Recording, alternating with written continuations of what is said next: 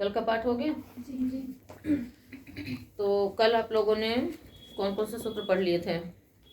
पर्याय, हरणोत्पत्ति, शून्यवाची। क्या उदाहरण है इसका? तव शायिका। इसी प्रकार से हाँ। और अर्ह का क्या है? पूरा वाक्य बोलो। मैं अर्हत ने इक्षु भक्षिकाम अर्हति भवान। और ऋण में आ जाएगा, ऋण में बोलिए। हाँ, इक्षु भक्षिकाम में धारयसी त्वम होगा या धारयति भवान होगा, है ना? ऐसा नहीं कि प्रत्यय बदला तो आप लोगों का जो विभक्ति हो, पुरुष और विभक्ति का जो नियम है वो नहीं बदल जाएगा। तो इक्षु भक्षिकाम में मतलब यदि त्वम लगाएंगे तो धारयसी होगा, यदि धारयति लगाएंगे, भवान लगाएंगे तो धारयति होगा। इस प्रकार से रहेगा। और उत्पत्ति में ये तो पक्ष के लिए है। उत्पत्ति में इक्षु भक्षिकाम में उदपादि भवान, ओदन भोजिकाम में उदपादि भवान। आपने इसका अवसर मुझे प्रदान किया, ठीक है। और कृत्य लिटो बहुलम के उदाहरण क्या थे? कल बहुत मतलब कुछ प्रकरण बहुत महत्वपूर्ण होते हैं, है ना? जैसे इसमें था कल कृत्य लिटो बहुलम, करणाधिकरण योश्च ल्युट्च, क्योंकि सामान्य रूप से ल्युट प्रत्यय भाव में ही देखने में आता है, नपुंसक लिंग में ही देखने में आता है। किंतु यदि अन्य अर्थों में भी यदि कृत्य संज्ञक प्रत्यय हो रहे हैं, ल्युट प्रत्यय हो रहा है, तो फिर उसका कुछ विशेष महत्व है। पाठ ने विचारा क्या आप लोगों ने? विचार है। हाँ, तो बताइए उदाहरण कृत्य लिटो बहुलम का। किसमें हुआ? स्नानीय में प्रत्यय अनियर प्रत्यय तो हो रहा, किस कारक में हो रहा है? करण कारक में हो रहा है, ठीक। और दानियो ब्राह्मण, ये किस में हो रहा है? संप्रदान में हो रहा है। और अपसेचनम इत्यादि में कहीं कर्म में, कहीं भाव में नहीं होगा। भाव के लिए तो अलग है ही ल्युट। कहीं कहीं पर अपादान में भी हुआ, प्रपतति अस्मात् इति प्रपतनम। तो इन सब में किस में हो रहा है? अपादान में हो रहा है। तृतीय अध्याय जो है ना, इसका आप केवल सूत्र और उदाहरणों के साथ साथ में जो व्युत्पत्तियां हैं उनको अवश्य दोहराइए, क्योंकि ज्यादा जो भी प्रत्यय है वो तृतीय, चतुर्थ, पंचम अध्याय में ही है, ठीक है। और ज्यादातर शब्द आपके जो कृदंत प्राप्त होते हैं वो सारे तृतीय अध्याय से होते हैं। इसलिए रोज एक एक पाद का सूत्र उदाहरण और फिर कुछ उदाहरणों की आपकी व्युत्पत्तियां, इसको देखना चाहिए। अच्छा, और इसका क्या उदाहरण है? करणाधिकरण योश्च का इध्म प्रवृष्टन माने कुल्हाड़ी। क्या है विग्रह प्रवृष्टन का? पहले प्रवृष्टन का करिए। प्रवृष्टति अनेन इति प्रवृष्टन। किस कारक में हुआ प्रत्यय? करण में हुआ, ठीक। और दूसरा उदाहरण क्या है? पलाश शातना। उसमें क्या करोगे? विग्रह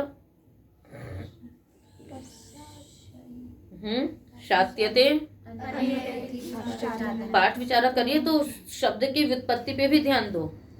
आ रहा समझ में? उदाहरण ठीक है, सिद्धि ठीक है, किंतु उसके साथ साथ उसकी व्युत्पत्ति क्या हो रही है। जब तक आप व्युत्पत्ति नहीं देखेंगे तब तक ये किस कारक में हो रहा है, किस अर्थ में हो रहा है, ये कैसे पता पड़ेगा। ज्यादातर सभी प्रत्यय कृत संज्ञक प्रत्यय किसमें होते हैं? कर्ता में होते हैं। किंतु जिन प्रत्ययों को विशेष अर्थों में विधान किया गया, तो जब तक आप उसकी व्युत्पत्ति नहीं देखेंगे, इसलिए तृतीय अध्याय के ये जो उदाहरण चल रहे हैं आपके कृत संज्ञक प्रत्यय जो चल रहे हैं कम से कम, तो उनमें हर उदाहरण की व्युत्पत्ति पे भी ध्यान दीजिए कि इसकी व्युत्पत्ति क्या होगी। जब आप व्युत्पत्ति करोगे तो समझ में आएगा कि ये भाव में हुआ अथवा ये करण में हुआ, ये अधिकरण में हुआ। शातना की व्युत्पत्ति क्या हुई? शात्यते अनेन इति शातनः। कैसे सिद्धि होगी? क्या धातु है? फिर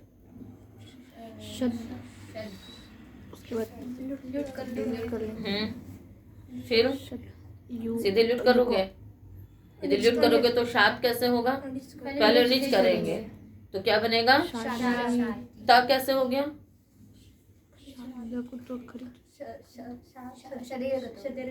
शदेर गतौ तः, है ना।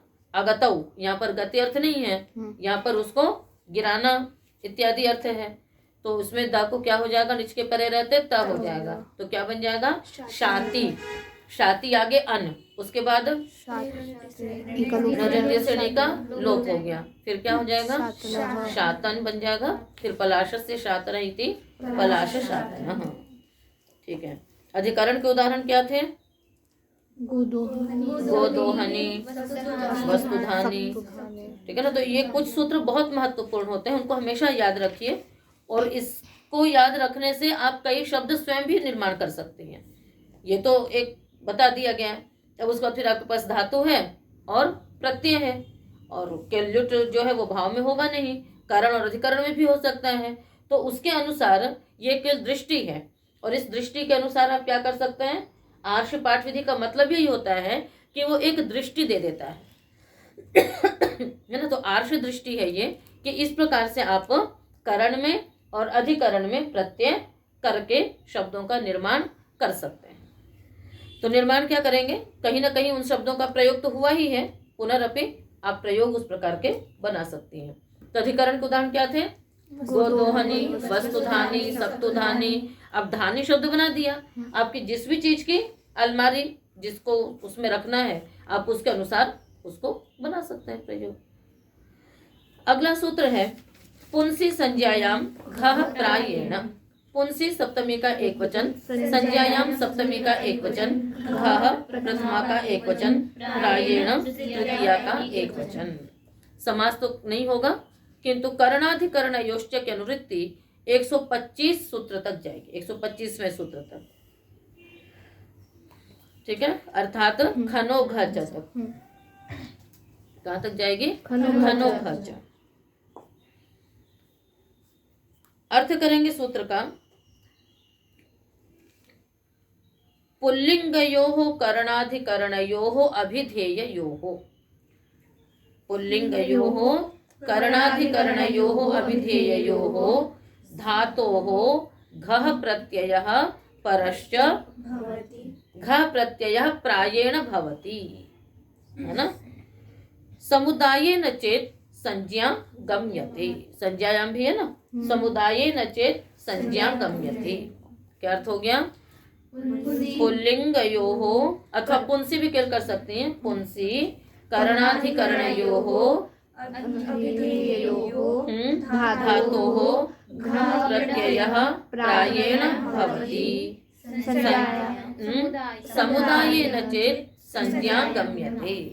तात्पर्य क्या हुआ, जब ऐसे करेंगे तो समुदायेन चेत् संज्ञा गम्यमाना नहीं बोलेंगे, समुदायेन चेत् संज्ञा गम्यते। तात्पर्य हो गया क्योंकि यहाँ पर जो प्रत्यय होगा वो करण और अधिकरण कारक में पुल्लिंग में धातु से क्या होगा, घ प्रत्यय होगा प्रायः करके। वैसे घ प्रत्यय भी पुल्लिंग में होता है, पर वो भाव में होता है।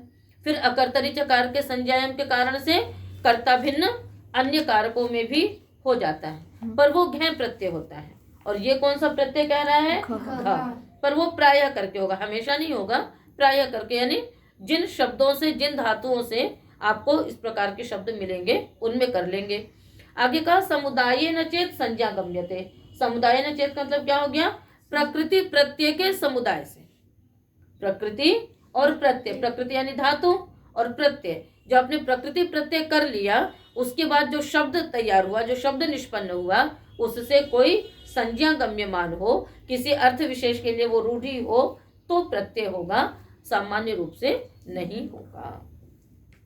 जैसे उदाहरण है ना, दंतच्छदः।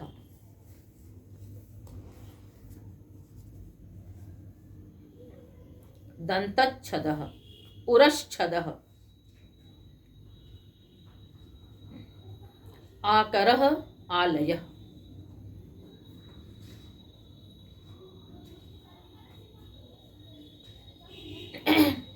तो छाद्यन्ते अनेन, है ना, दंताः छाद्यन्ते अनेन इति दंतच्छदः। दंताः छाद्यन्ते अनेन इति दंतच्छदः। तो अब यहाँ पर देखो अधिकरण हो गया और पुल्लिंग में हो रहा है दंताः छाद्यन्ते अनेन इति दंतच्छदः। ठीक है, तो कैसे हो जाएगा यहाँ पर प्रत्यय बताओ, सिद्धि करिए। छद अपवारणे धातु है, क्या धातु है यहाँ पर, पहले आप छदा बना लेंगे, उस बाद फिर चाहे दंता नाम छदा कर लेंगे, चाहे दंता छाद्यन्ते अनेन, इस प्रकार से भी कर सकते हैं। तो छद अपवारणे धातु में पहले हम क्या करेंगे, सत्यापपाश धातु सूत्र से ऋच कर लेंगे क्योंकि चुरादी गण की धातु है। तो छद आगे ऋच, उसके पश्चात अतोपधाया से वृद्धि कर लीजिए, क्या बन जाएगा छादी। पुनः उसके बाद सनाद्यंता धातव से धातु संज्ञा कर लेंगे और इधर फिर दंताः छाद्यन्ते अनेन किया, यानी दंत आगे शस रखेंगे, आगे छादी रखेंगे और फिर उपपद मतिंग से यहाँ पर समास भी हो जाएगा। क्या हो जाएगा यहाँ पर, समास हो जाएगा। क्या बन गया, दंत छादी, छेच से तू कागम करिए, दंत छादी, आगे घ प्रत्यय कर लीजिए,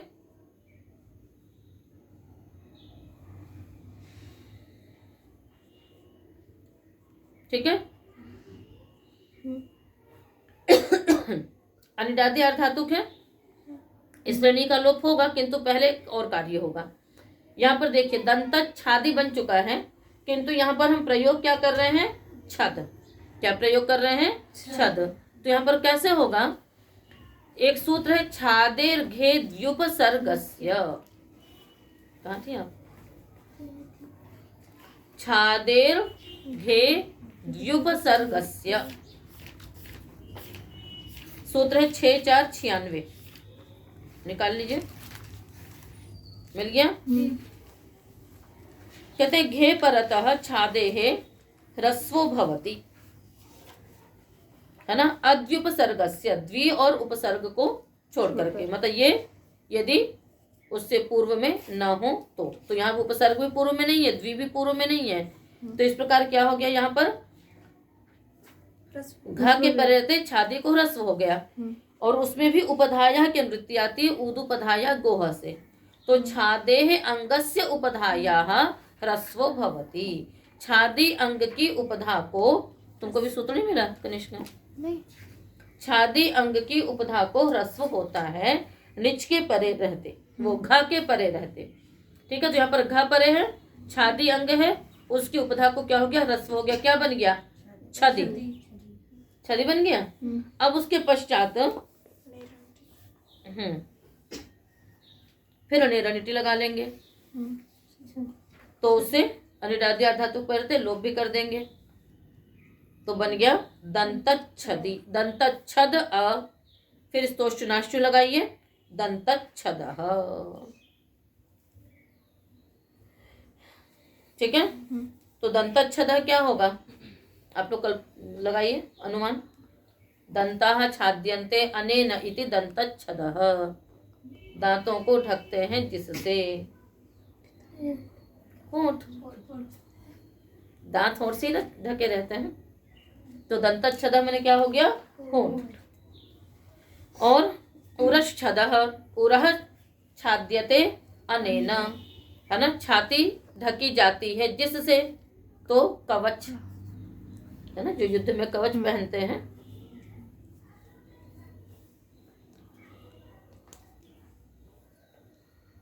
तो मुख्य रूप से वो छाती को ढकने के लिए होती है क्योंकि वो कोमल स्थान होता है, वहां यदि धनुष बाण लग जाए तो, है ना, मृत्यु की वो रहती है, वो रहती है ना, संभावना रहती है, इसलिए उससे ढक लेते हैं उसको।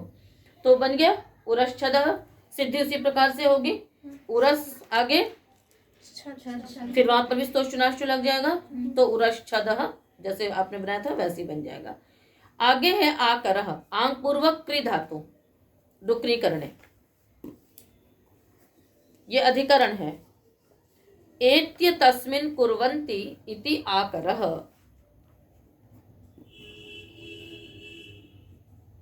एत्य तस्मिन् कुर्वन्ति इति आकरः, एत्य, एत्य मतलब जाकर के है और अथवा आकर के, तो जाकर के जिसमें कार्य किया जाए वो क्या है? आकर। आकर माने क्या होता है पता है? खान, है ना? खान क्या होता है? खान पता है? हैं? हाँ, जैसे कोयले की खान, है ना? तो उन सब में क्या होता है? उसमें जाकर के काम किया जाता है ना? वो आपके पास नहीं आता है काम के लिए, सबको वहां पर जाना पड़ता है। तो वहां पर एकत्रित होकर के उसके अंदर, और खान जो होते हैं वो कहीं कहीं पर नीचे भी होते हैं, तो उसमें उतरना भी पड़ता है। तो सोने की खान है, लोहे की खान है, कोयले की खान है, तो इस प्रकार से खान में, पत्थर की खान है, तो उन सब में उतरना पड़ता है, फिर उसमें कार्य होता है। तो इसलिए आकरह, तो सिद्धि तो हो गई। आंग उपसर्ग है, क्री धातु, घ प्रत्यय, गुण कर लेंगे, क्या बन जाएगा? आकरह। आलयते अस्मिन इति आलयः। आलयः माने घर, तो आलियते अस्मिन, ली श्लेषण धातु है। घर में क्या होता है? सब लोग एकत्रित होते हैं, श्लिष्ट होते हैं। तो इसमें भी सिद्धि में कोई परेशानी नहीं है। आ ली अ गुण कर लेंगे, आ ले अ आयादेश करके आलयः। उदाहरणों के अर्थ लिख रही हैं आप लोग, है ना? मैंने आपको बोला हुआ है ना कि एक कॉपी बना करके सूत्र, संख्या, उदाहरण, उसकी व्युत्पत्ति और फिर अर्थ, तो उससे, और उसको आप जब सप्ताह में एक बार भी दोहरा लेंगे तो शब्दों पर भी अधिकार हो जाएगा और उसकी व्युत्पत्तियां भी आपको वहां से भी आ रही। चलो, तो हो गया आलयः, आकरः। गोचर संचर वह व्रज व्यजापन निगमाश्च। गोचर संचर वह व्रज व्यजापन निगमाः, प्रथमा का बहुवचन च अव्यय पदम। ठीक है। अनुवृत्ति देखिए, ऊपर पुंसी संज्ञायाम, अच्छा इसमें ये कहा था ना समुदाय न चेत संज्ञा गम्यते, है तो प्रकृति प्रत्यय का समुदाय बन गया क्या? दंतच्छदः। इतने पूरे से किसकी संज्ञा है? ये होंठ की है ना? और किसी के लिए संज्ञा मतलब फिर वो उसी अर्थ विशेष के लिए प्रयुक्त होगा, सबके लिए प्रयुक्त नहीं होगा। संज्ञा शब्द का मतलब क्या होता है? उसी अर्थ विशेष के लिए प्रयुक्त होना। जैसे उदधि, तो उदकम धीयते अस्मिन, ठीक है? तो जल तो हम बहुत सारी चीजों में रख सकते हैं, किंतु उदधि मतलब क्या होता है? समुद्र को ही उदधि कहेंगे, सबको हम उदधि नहीं कहेंगे। तो संज्ञा का मतलब यही होता है, किसी अर्थ विशेष के लिए ही उस शब्द का प्रयोग होना। अब जाकर के तो बहुत जगह कार्य किया जाता है, किंतु खान के लिए ये संज्ञा हो गई आकरः। इसी प्रकार से घर की संज्ञा हो गई आलयः। उरश्छदः, छाती को बहुत चीजों से ढक सकते हैं, किंतु वस्त्र से भी ढकते हैं, किंतु ये संज्ञा हो गई किसकी? कवच की। तो संज्ञा का तात्पर्य यही होता है कि अर्थ विशेष में उसका रूढ़ हो जाना। अस्तु, तो अब इसमें अनुवृत्ति देखिए, पुंसी संज्ञायाम की अनुवृत्ति है 125 तक, घ की अनुवृत्ति है 119 तक, प्रायेण की अनुवृत्ति है 121 तक। लगा लिया आप लोगों ने? पुंसी संज्ञायाम 125, घ 119, प्रायेण 121।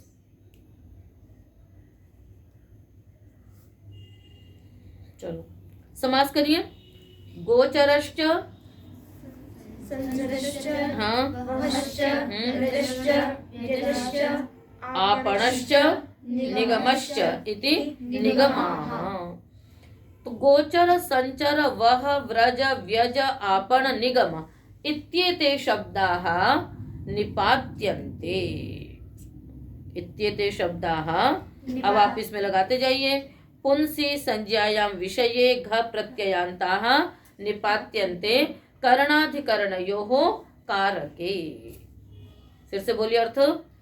गोचर संचर वह व्रज व्यज आपण निगम इत्येते शब्दाः निपात्यन्ते पुंसी संज्ञायाम, पहले बोल दीजिए घ प्रत्ययान्ताः निपात्यन्ते। पहले क्या बोलेंगे आप? घ प्रत्ययान्ताः निपात्यन्ते पुंसी संज्ञायाम करणाधिकरणयोः कारके। ये शब्द घ प्रत्ययांत निपातन किए जाते हैं पुल्लिंग में, संज्ञा विषय में और करण अथवा अधिकरण कारक में। तो निपातन के लिए जो कार्य सूत्र से नहीं सिद्ध होंगे वो हम निपातन से कर लेंगे। तो गोचरः में देखिए, गावः चरन्ति अस्मिन् इति गोचरः, है ना। तो गायें जहां चरती हैं उस स्थान को क्या कहेंगे? गोचरः। बाड़े को कह सकते हैं, ठीक है ना, वो भी अभी आने वाला है। दूसरा है संचरन्ति अनेन इति संचरः।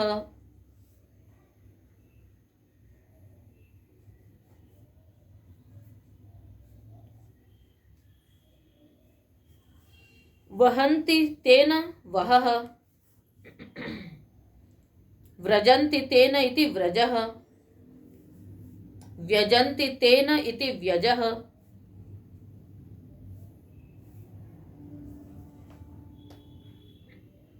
और एत्य तस्मिन् आपणन्ते इति आपणः, एत्य तस्मिन् आपणन्ते इति आपणः,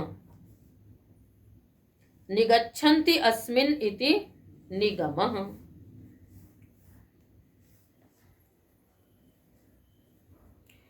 तो यह आवश्यक नहीं है कि हर उदाहरण में कुछ आपको निपातन मिले ही। यह भी निपातन से ही, मतलब जिस चीज को ये नहीं कहा कि यहाँ पर घ प्रत्यय होगा उसमें निपातन दे दिया गया, नहीं तो अलग अलग धातुओं से विधान करना पड़ता। तो कहीं कहीं पर इस प्रकार से भी नहीं। तो गोचरा में कुछ विशेष नहीं है। गो आगे जस, आगे चर रख करके घ प्रत्यय करेंगे, गोचरः बन जाएगा। इसी प्रकार से संचरा में भी सम उपसर्ग रख करके संचरन्ति अनेन इति संचरः। तो गोचरः तो अधिकरण में हुआ, और संचरः जिसके द्वारा घूमने जाते हैं, गाड़ी इत्यादि जो भी है उसको आप क्या कह सकते हैं? संचरः। वहन्ति तेन इति वहः, वह मतलब जिससे ढोते हैं, तो जो भी ढोने वाली गाड़ी इत्यादि होगी उसको क्या कहेंगे? वह, वह मतलब गाड़ी। व्रजः जिसके द्वारा जाते हैं, एक तो हो गया केवल ढोने वाली गाड़ियां होती है, उससे जाने का काम नहीं कर सकते, किंतु कुछ गाड़ियां ऐसी होंगी जिनसे हम आवागमन करेंगे, तो वो गाड़ियां क्या कहलाएंगी? व्रजः। अब उसके पश्चात धातु है आपकी व्यजः, व्यजन्ति तेन इति व्यजः। तो यहाँ पर देखो एक सूत्र आपने पढ़ा था, अजेर्व्य घयपो, कि घ और अप को छोड़ करके अन्य कोई भी अर्धातुक प्रत्यय होगा तो अज धातु को वी आदेश हो जाता है, होता है ना जेर्व्य घयपो से। किंतु यहाँ पर निपातन से क्या हुआ? अज को वी आदेश नहीं हुआ। अजेर्व्य घयपो से जो वी आदेश की प्राप्ति थी, उस वी आदेश का अभाव निपातन से हो गया। व्यजः माने क्या होगा? पंखा। व्यजन मतलब पंखा होता है, वो नपुंसक लिंग में लुट प्रत्यांत कर दिया, उसी को यहाँ पर क्या कर दिया? घा कर दिया, तो व्यजः बन गया। तो वी उपसर्ग है, अज धातु है, और घ प्रत्यय है। और आपणः में क्या है? एत्य तस्मिन् आपणन्ते, आपणन्ते यानी व्यवहार करते हैं, लेन देन का। बाजार में क्या होता है? आप कपड़ा लेती हैं, आप सामान लेती हैं और दुकानदार को पैसे देते हैं, तो बाजार में यही होता है, पण व्यवहारे स्तुतौ च। तो लेन देन का व्यवहार वहां पर होता है, इसलिए उसको क्या कहा जाता है? आपणः। तो आपणः माने बाजार। तो आपणः की सिद्धि इस प्रकार से होती है। अब याद रखना कि आपण शब्द पुल्लिंग है ना, नपुंसक लिंग नहीं है। और उसके बाद है निगमः, निगच्छन्ति अस्मिन् इति निगमः, निश्चित रूप से ज्ञान प्राप्त करते हैं, जिसमें वो क्या है? वेद। जो वेदाध्ययन करेगा उसको ज्ञान निश्चित रूप से प्राप्त होता ही है, इसलिए निगमः मतलब वेद। निगम मतलब वेद, मालूम है ना? तो कितने प्रसिद्ध शब्द आ गए आपके, है ना? आपणः आ गया, व्यजः आया, निगमः आया। तो ये सब जो प्रसिद्ध शब्द हैं, एक अपनी सामान्य प्रवृत्ति बनाओ आप लोग कि जो भी संस्कृत के शब्द हैं उनमें क्या प्रकृति प्रत्यय हो सकता है। जो आप उदाहरण में पढ़ती हैं वो तो ठीक ही है, रोज कोई ऐसे नए 5 शब्द लीजिए और प्रारंभ कर लीजिए अपनी इंद्रियों से ही। पहले भी मैंने बोला था, ठीक है ना, पंच ज्ञानेंद्रियां हैं, उनकी संस्कृत क्या है? अक्षी भी बोलते हैं, नेत्र भी बोलते हैं, चक्षु भी बोलते हैं, ठीक है। इसी प्रकार से कान को कर्ण भी बोलते हैं, श्रोत्र भी बोलते हैं, ठीक है। नासिका है और इसको घ्राणेंद्रिय भी बोलते हैं। तो उन शब्दों को नोट कर लीजिए। और क्यों इसको चक्षु बोलते हैं, क्यों इसको श्रोत्र बोलते हैं, क्यों इसको नेत्र बोलते हैं, क्यों इसको अक्षी बोलते हैं? अक्षी बोलने का भी कारण है चक्षु बोलने का भी कारण है, नेत्र बोलने का भी कारण है। ठीक है, तो जिस पदार्थ से जो जो क्रियाएं होती हैं, जिस पदार्थ से जो जो क्रियाएं होती हैं, उन हिसाब से उनके ये नामकरण कर दिए जाते हैं। तो अब आप उनके धातु, प्रकृति, प्रत्यय, उस चीज को देखिए। तो रोज 5 शब्द भी लेंगे तो आपका शब्दकोश जो है, व्याकरण पर जो अधिकार है वो आपका बढ़ता जाएगा। फिर इसी तरह से आप जिन भी पदार्थों का आप रोज प्रयोग कर रहे हैं, जिन वस्त्रों को पहनते हैं उन वस्त्रों के लिए सोच सकते हैं। जिन पदार्थों का उपयोग करते हैं, पात्रों में आप भोजन करती हैं तो उनको हम क्यों कहते हैं। जिन वस्तुओं को खाते हैं उन वस्तुओं के लिए सोच लीजिए। सब्जियां हैं, दाल है, मसाले हैं, इतने सारे शब्द हैं आपके कि उन सब में भी यदि 5-5 प्रतिदिन करेंगे तो आपको ये भी पता पड़ेगा, क्योंकि संस्कृत भाषा एक वैज्ञानिक भाषा है ना। और विज्ञान उसका क्या है, यही है कि उसमें क्रिया और गुण के हिसाब से उसमें सारे शब्द बनाए गए। ठीक है, अस्तु। तो निगम शब्द आ गया, आपन शब्द आ गया। अगला सूत्र है अवे त्रिस्त्रोर्घ्य। सिद्धियों में तो कोई परेशानी नहीं है। अवे है अवे सप्तमी का एक वचन, त्रिस्त्रोहो षष्ठी का द्विवचन, घै प्रथमा का एक वचन।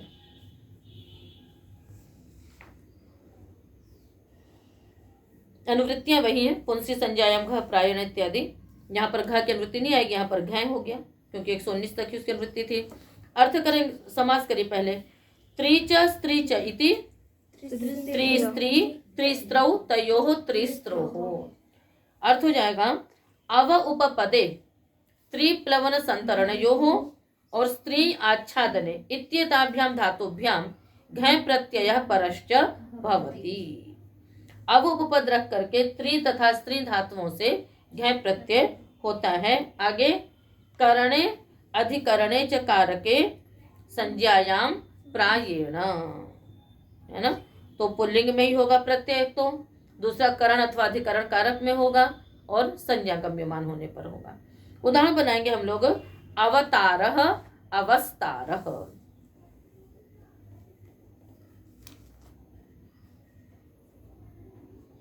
अवतारः मतलब उतरना,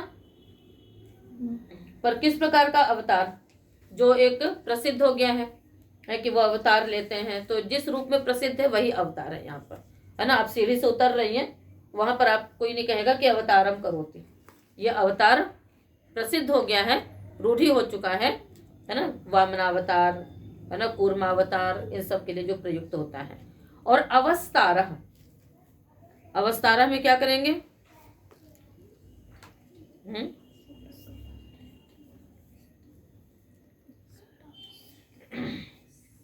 अवतारः और अवस्तारः। तो अवस्तीर्यते अनेन इति अवस्तारः। अवस्तारः होता है, आप लोगों ने शब्द सुना होगा कनात। कनात शब्द सुना है? नहीं सुना। कनात जानती क्या होता है? कनाद नहीं, कनात। टेंट शब्द सुना है? क्योंकि अंग्रेजी युग के बच्चे हैं, है ना। तो जो टेंट होता है वही कनात होता है और उसी की संस्कृत है अवस्तारः। क्यों?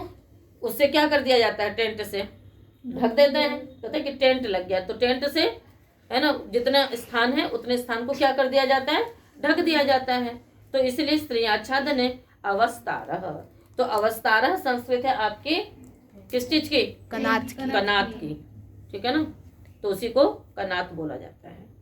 सिद्धि में कोई विशेष नहीं है, घै प्रत्यय इसलिए वृद्धि हो जाएगी, तो त्रि को आ रपर हो जाएगा, अवतारः, अवस्तारः। हलश्च, हलः पंचमी का एक वचन, च अव्ययपदम। अर्थ करेंगे सूत्र का। हलंतात् धातोः, अच्छा, अनुवृत्तियां इसमें करणाधिकरणयोः पुंसी संज्ञायाम प्रायेण, ठीक है ना। तो उसी प्रकार से अर्थ करिए सूत्र का। हलंतात् धातोः पुंसी करणाधिकरणयोः कारकयोः प्रायेण घै प्रत्ययो भवति संज्ञायाम विषये। हलंतात् धातोः पुंसी, हलंत धातु से पुल्लिंग में करण अथवा अधिकरण कारक में क्या होता है, प्रायः करके घै प्रत्यय होता है संज्ञा विषय में। यह कह दिया कि हलंत धातुओं से भी घै प्रत्यय होगा, पर वो किस में होगा, करण अथवा अधिकरण कारक में। उदाहरण है लेखः, वेदः, वेष्टः। लेखः, वेदः, वेष्टः, बन्धः, मार्गः, अपामार्गः, विमार्गः,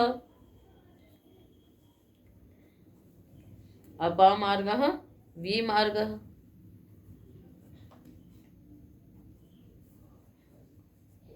तो लेखा लिखाक्षर विन्यास है, ठीक है ना। लिखति अस्मिन् इति लेखा, जिसमें अपने विचारों को लिख दिया गया। लेखः, वेदः, वेद विदन्ति अनेन इति वेदः, जिसके द्वारा जाना जाता है, अधिकरण कारक हो गया। वेष्टः, वेष्ट वेष्टने, इससे घ प्रत्यय होगा। वेष्ट मने भी कनात, है ना। वेष्टन्ति अनेन इति वेष्टः, जिसके द्वारा ढका जाता है। वेष्टन मतलब लपेटना। मृजु शुद्धों से बन गया मार्गः।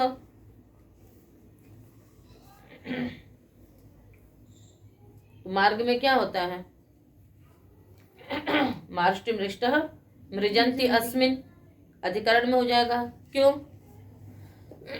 क्योंकि उस मार्ग को शुद्ध कर दिया जाता है। जहां पर चलते हैं वो मार्ग क्या रहता है? शुद्ध रहता है। वहां पर क्या कहते हैं, ये अरे इसको क्या बोलते हैं, कंकड़ पत्थर ये सब तो नहीं रहेंगे। इसलिए जो मार्ग होता है वो क्या होता है? शुद्ध होता है, स्वच्छ होता है, इसलिए वो क्या है? मार्ग है। अपामार्गः, अपामार्गः संस्कृत है चिरचिटा, एक औषधि होती है उसकी, तो वही बहुत सारी बीमारियों को दूर करता है, इसलिए उसको बोलते हैं अपामार्गः। तो अप उपपद रख करके मृज धातु से घ प्रत्यय करेंगे। मार्ग शब्द कैसे बनेगा? वेष्ट इत्यादि तो केवल गुण, वेष्ट में तो वेष्ट ही धातु है, कुछ विशेष नहीं करना है। लेखा वेदा में गुण हो गया। मार्ग में क्या हुआ? मृजेर वृद्धि से वृद्धि हो गई, तो मार्ज आ रहा, फिर जक होगा, किससे होगा? चजोकुहु गृण्य, तो उससे क्या हो जाएगा? मार्ग बन जाएगा, ठीक है। और फिर इसी प्रकार से अपामार्गः और विमार्गः। विमार्गः भी वृक्ष विशेष की संज्ञा है। विमार्गः भी क्या है? वृक्ष विशेष की संज्ञा है। अब देखिए, अपामार्ग और विमार्ग में अप और वि उपसर्ग है। क्या उपसर्ग है? अप और वि उपसर्ग है, किंतु इसको हम प्रयोग कर रहे हैं अपामार्गः। तो एक सूत्र आपको पहले पढ़ाया जा चुका है, उपसर्गस्य घञ् मनुष्ये बहुलम, घञ् परतः उपसर्गस्य दीर्घो भवति। घ परे हो तो उपसर्ग को दीर्घ हो जाएगा। घ मतलब घ प्रत्ययांत, तो घ प्रत्ययांत शब्द पड़े है मार्ग, तो अप को दीर्घ होकर के क्या बन गया? अपामार्ग। वी को दीर्घ होकर के क्या बन गया? विमार्ग। तो अपामार्गः विमार्गः। सिद्धियां भी हो गई, कोई परेशानी नहीं। आगे चले। अध्याय न्यायोद्या व संहाराश्च। अध्याय न्यायोद्या व संहाराः प्रथमा का बहुवचन च अव्यय पदम। इसमें अनुवृत्ति केवल घ की आ रही है और करणाधिकरणयोः की आ रही है। समास करिए। अध्यायश्च न्यायश्च उद्यावश्च और संहारश्च इति संहाराः। अध्याय न्याय उद्याव संहार इत्येते शब्दाः घ प्रत्ययान्ताः करणाधिकरणयोः पुंसि निपात्यन्ते। क्या अर्थ हुआ सूत्र का? अध्याय न्याय उद्याव संहार इत्येते शब्दाः पुंसि करणाधिकरणयोः संज्ञायां विषये पुंसि निपात्यन्ते। ये शब्द करण अथवा अधिकरण कारक में पुल्लिंग में निपातन किए जाते हैं। उदाहरण है अध्यायः न्यायः उद्यावः संहारः। अब देखिए, अधीयते अस्मिन् इति अध्यायः। अध्याय शब्द सुना है कभी? कहाँ सुना है? अष्टाध्यायी में ही सुन लिया है, 8 अध्याय। तो जिसमें पढ़ा जाए वो क्या हो गया? अध्याय बन गया। तो कैसे शब्द की सिद्धि होगी? अधीयते अस्मिन्, अधि उपसर्ग इणगतो धातु घ प्रत्यय, अधि ई अ, ये होने से वृद्धि हो जाएगी, तो क्या हो जाएगा? अधि आई आय आदेश कर लीजिए, अधि आय अ यणादेश कर लीजिए, क्या बन जाएगा? अध्यायः बन गया। नियन्ते अनेन कार्याणि इति न्यायः। न्याय जानते ही हो, न्याय शब्द भी सुना है। जब न्याय है ना होता है तभी कार्य आगे बढ़ते हैं। तो नियन्ते अनेन कार्याणि इति न्यायः, जिससे कार्य आगे बढ़ते हैं वो क्या हो गया? न्याय। इसकी भी सिद्धि में नी, हाँ घय प्रत्यय, तो फिर वही वृद्धि इत्यादि होकर के बन जाएगा न्यायः। उद्युवन्ति अस्मिन् इति उद्यावः, जिसमें सब इकट्ठे होते हैं, मेले को उद्यावह कहते हैं। मेले में क्या होता है? सब लोग एकत्रित होते हैं।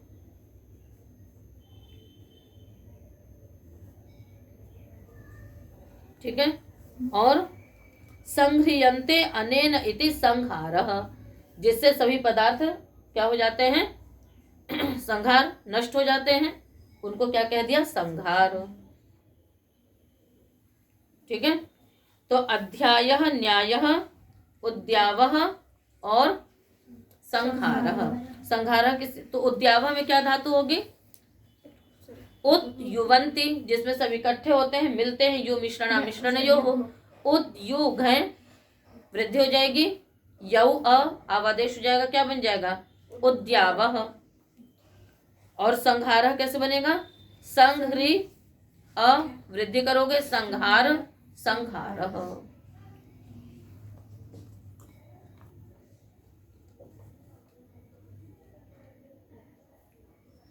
तो इस प्रकार से अध्यायः, न्यायः, उद्यावः, संहारः, ये शब्द आपके निष्पन्न हुए। तो आज के पाठ में हम इतना ही रखते हैं, शेष आगे करेंगे।